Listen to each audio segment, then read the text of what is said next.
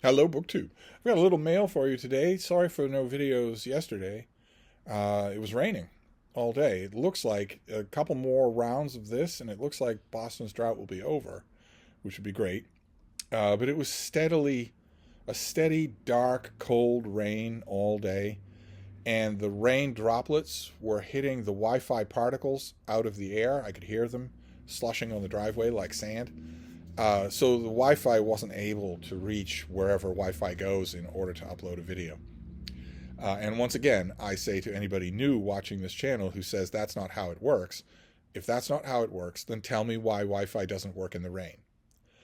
Until you can come up with an answer for that that makes sense to any adult with two brain cells to rub together, I'm going to stick with my explanation. But there was no ability to upload a video, so I didn't do it. I didn't do much of anything. There really wasn't. I wrote a lot because that's all there was to do. My little dog does not like the range, doesn't like even raising her head above the blankets if it's raining, much less going out in it. So that wasn't an issue. But we've got a few packages here to go through to see. I guess we can look at. I've been neglecting handicapping these things according to the practicalities of reviewing books, because those practicalities are losing strength the closer we get to the end of the year. Book publicists are already framing their emails to me in ways that suggest they're about to go on vacation for 5 months or whatever. So no one's really thinking about it in those terms, but there's always next year. So let's see what this first one is. It's a finished copy of something. Oh, wow. Okay. Wow. Okay, I did not know this was coming. This is for early February. This is by Stephen Campbell, and it's called Leonardo da Vinci, An Untraceable Life. Amazingly, a thin biography of Leonardo da Vinci. What else can possibly be said about Leonardo da Vinci? Nothing. Nothing. Best to answer the question forthrightly before we move on to the justification for why this book exists. More than 200 books on the artist have been published in this century alone. Yeah, okay. Try multiplying that by 100. Why do we need another? Many art deal. Well, the reason I keep interrupting this pub sheet, but the reason that we need another is because every author is unique. The facts of Leonardo's life, no, we don't need another book. But every author, every biographer is unique. Why would we want them to stop? Many art dealers, curators, and scholars have filled in the gaps of what can be known of Leonardo's life with claims to decode secrets, reveal mysteries of a vanished past, or discover lost masterpieces of spectacular value. But in this original and provocative anti-biography, the author argues that the Da Vinci we think we know, the genius, the entrepreneur, the celebrity artist, the vegetarian, the rebel, the outsider, is more of a figment of our imagination than a real person. The author points out that Leonardo never signed a painting, none of his supposed self-portraits can be securely ascribed to his hand, and he revealed next to nothing about his life in his extensive writings. An untraceable life is a corrective that attempts to offer clarifying nuance and context to the misconceptions about the artist in order to properly place him back in his milieu. See what I mean? How sure was I coming into this pub sheet even that this book was not necessary, but this author is going to try to make it necessary. Great. Great. Convince me that this is a Leonardo book I've always wanted. In this original and provocative book, the author argues that we obtain a better understanding of Leonardo and his importance if we stop trying to flesh out the incomplete traces of his life into a character who resembles ourselves. Leonardo's strangeness and incompleteness in the records of his life offers an insight into how much he was part of his time, when notions of having a self or a life history were very different from modern conceptions. Okay. Well, the author is a professor at Johns Hopkins University in art history.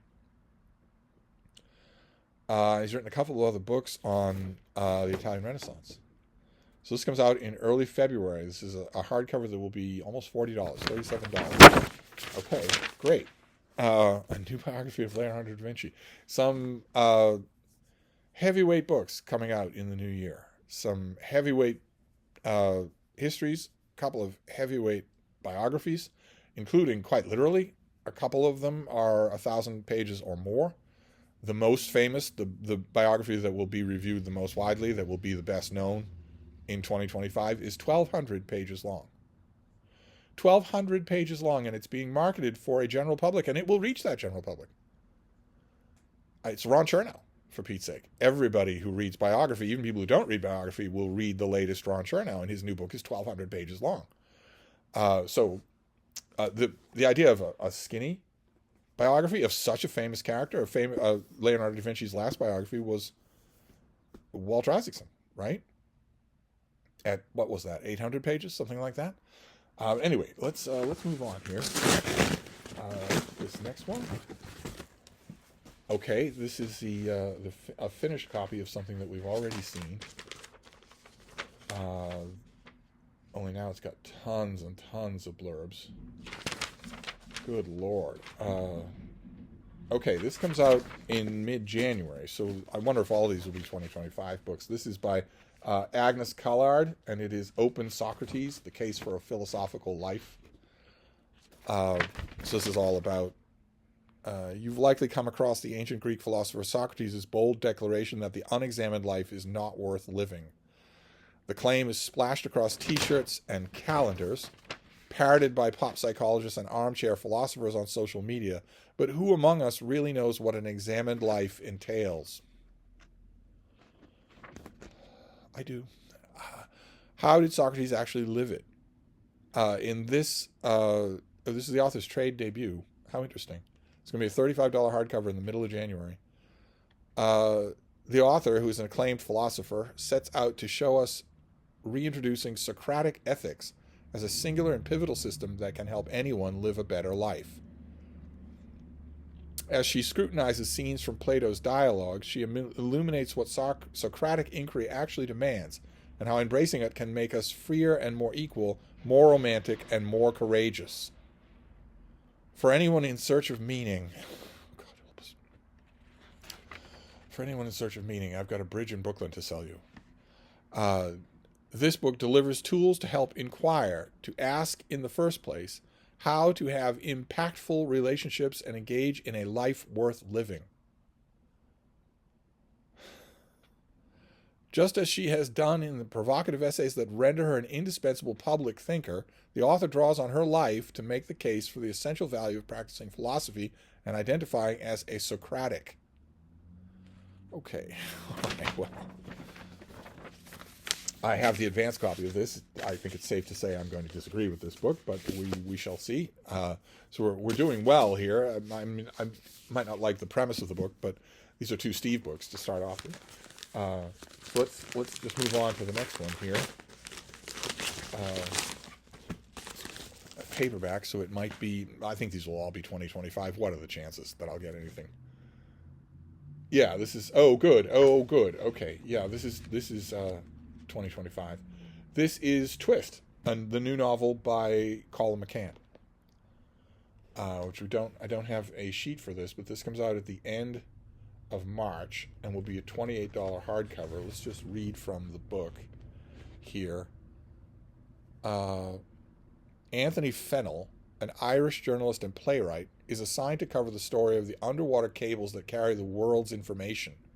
The sum of human existence, words, images, transactions, memes, voices, viruses, travel through the tiny fiber optic tubes. Okay. All right. Well, this is the pub sheet, right? And so hyperbole is allowed. The sum of human existence does not travel through those tubes. Love does not travel through those tubes. Family does not travel through those tubes. Friendship does not travel through those tubes. Learning does not travel through those tubes. Loss does not travel through those tubes. Risk, insecurity. You get the point. You get the point of the hyperbole. But sometimes the tubes break at an unfathomable depth. Fennell's journey brings him to the west coast of Africa, where he uncovers a story about the raw human labor behind the dazzling veneer of the technological world. He meets a fellow Irishman, John Conway, the chief of a mission on a cable repair ship. The mysterious Conway is a skilled engineer and a free diver capable of reaching extraordinary depths. He is also in love with a South African actress who must leave to go on her own literary adventure to London. When the boat is sent up the coast to repair a series of major underwater breaks, both men learn that the very cables they seek to fix carry the news that may cause their lives to unravel. At sea, they are forced to confront the most elemental questions of life, love, absence, belonging, and the perils of our severed connections. Can we, in a fractured world, reweave ourselves out of the thin, broken threads of our past? Can the ruptured things awaken us from our despair? Okay. All right. Well, it's late in the year, and therefore some of my pilot lights are dimming or going out. So my first reaction to reading that description, and keep in mind that is the pub sheet, that is not the book. My first reaction to reading that description is that I'd rather have typhoid fever than read this thing, much less be responsible for writing about it. It sounds utterly unbearable. We shall see. In fact, let's take a little essay at seeing. Let's take a look at. Oh God, help us. Okay. The novel has 3 epigraphs. One is from Rachel Carson, The Sea Around Us. The other is from Virginia Woolf, The Waves. And the third is from Ta-Nehisi Coates. It feels like some sort of Spyro cheat burrowing through my soul. Chapter 1, page 1. We are all shards in the smash-up. Our lives, even the unruptured ones, bounce around on the seafloor. For a while we might brush tenderly against one another, but eventually and inevitably we collide and splinter. Okay. All right, well, it's contemporary fiction. So it comes out next year. And then we'll do this this final package and see what this is. It's got a little bit of weight to it, so it could be, I don't know, it could be another finished copy for 2025. I really doubt that I'll be getting anything else. It's taped and sealed and double folded. Okay. We'll just cut it apart. Remember, always, you young kids, always have scissors nearby, but always put them back where you found them. Immediately. Don't set them down wherever you are and wait. Put them back where you found them right away before you go on to what you were doing. Oh, this is more than one book. Okay, great. Great. It's a bunch of books. So, what have we got here? I don't really know. Well, let's take a look briefly here at these.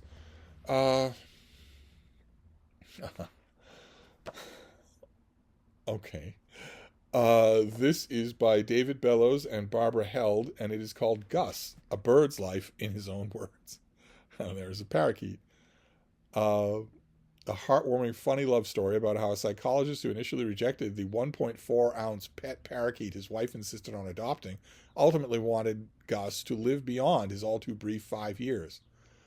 How Gus's uncanny words of wisdom, though sometimes making the psychologist look bad to others, helped his therapy patients in remarkable ways.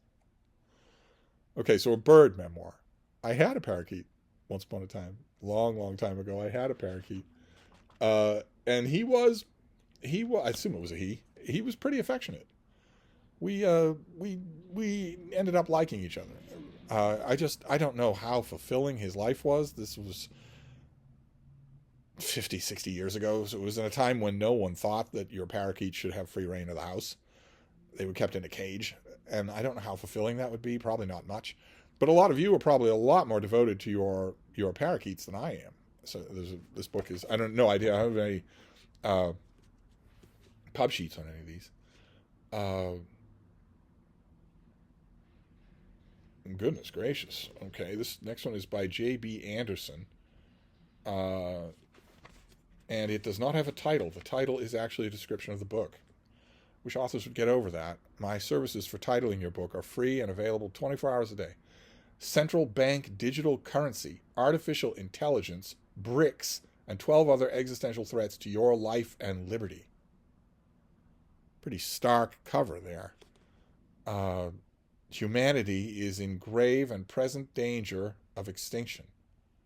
Americans are in grave and present danger of losing their precious freedoms. It's not going to be AI. Not going to be anything intelligent about it. There are man-made threats that may or may not be reversible.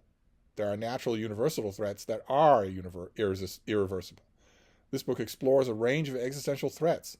Some of these are almost daily at the collective consciousness. Others are well-known but more or less ignored. Oh, interesting. Okay. All right. So a little bit of doomsaying, but looks like these are all self-published.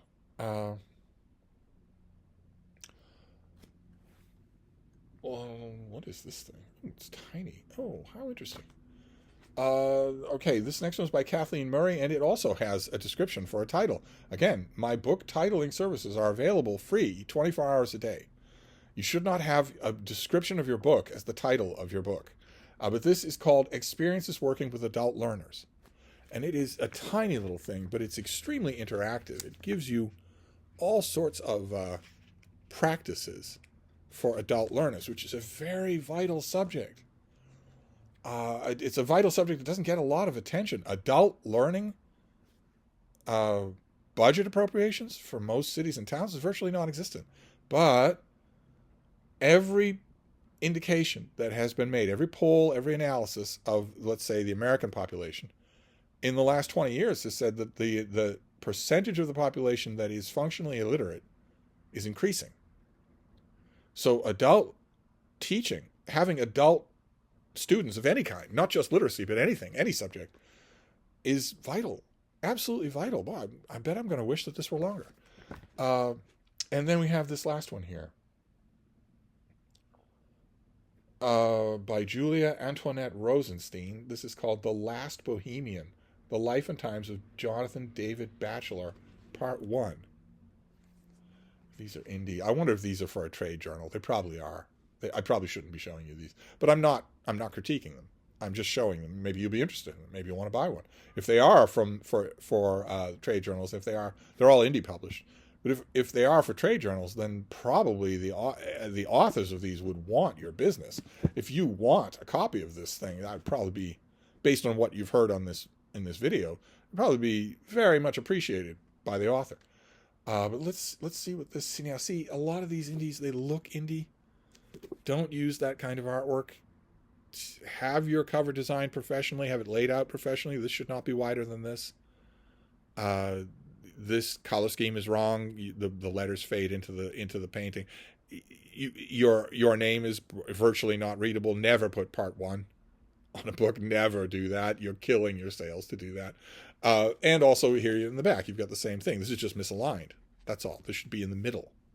This should not be wider than this. Not because it's the end of the world, but because it screams amateur production. It screams indie.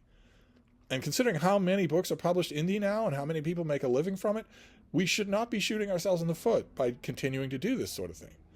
But anyway, let's see here. In this day and age, one would be hard-pressed to find any human being living as a complete bohemian, building his life based not upon finances or money, but upon philosophy, love of art, and music. Okay, could have been stronger, should have gone over with an editor. In this day and age is a cliche, hard-pressed to find is a cliche. Jonathan David Batchelor was such a man. An unusual child, he evolved into a very eccentric adult with an archetypal, free-spirited, nonconformist existence. See what I mean?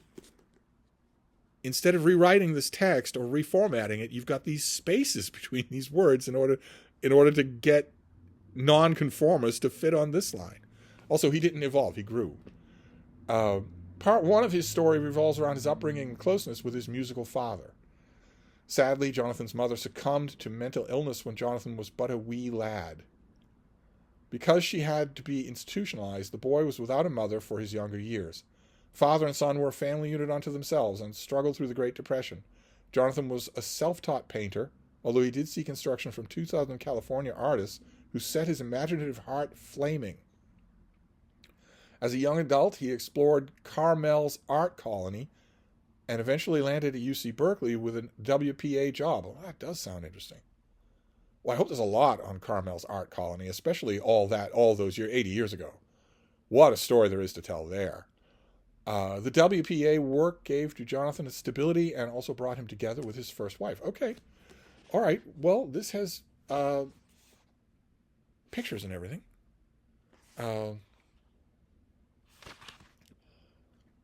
Yeah, the inside of this is extremely well designed. You've got lots and lots of color photos and black and white drawings. That's great. You just want to fix the outward appearance just a bit. But anyway, that is it. That is a pile of books. So we have a bunch of indie books. The Last Bohemian, Gus, A Bird's Life in His Own Words. I think this has the most general appeal here. Probably some of you already want this book. Experiences working with adult learners. This is a more specialized thing. No one's going to want to buy this for a general purpose thing. You're going to want to buy this if you're involved in adult education. And if you are involved in adult education, you're probably going to want to buy this. So it's kind of interesting. Well, reviewing for the trade journals is always like that. I never know what I'm going to get. And I love it. Absolutely love it. Even when the books disappoint me, I still love just the whole practice of it. And finally, this thing, I don't want to recite its title again, about a whole bunch of different threats, some of which you may not recognize as threats. So there's an indie blast there. Fine by me. I went years and years when I was reviewing just in the mainstream press. I went years and years worrying about all that I was missing in the indie world. I hated it. I hated the idea that I was missing so much. So I have resisted all blandishments in the trade journals. By trade journal, I mean Library Journal or Publishers Weekly or Kirkus or whatnot. I've resisted all blandishments over the years in those journals to move to the traditional side of reviewing. I do those from time to time, but I mainly want the indie stuff. Especially since I've had so many reading experiences that really knocked my socks off that were indie. The most famous example of which would be A Naked Singularity by Sergio de la Pava, whereby hangs a tale that I have told on this channel. Happy to tell it again someday for the dude bros who may be listening. But anyway, then we have contemporary fiction, Twist by Colum McCann. We have contemporary philosophy, Open Socrates, Become a Socratic. And we have Leonardo da Vinci, An Untraceable Life by Stephen Campbell, in which Stephen Campbell says that the grist for all of those 500 and 600 and 700 page biographies of Leonardo da Vinci is mostly fabricated. And what if we don't do that? What if we don't do that? What would a biography of Leonardo look like if we didn't do any of that? I'm already intrigued. That's fascinating. So that's the mail. And I will wrap this up for now, but I'll be back. Thank you, BookTube.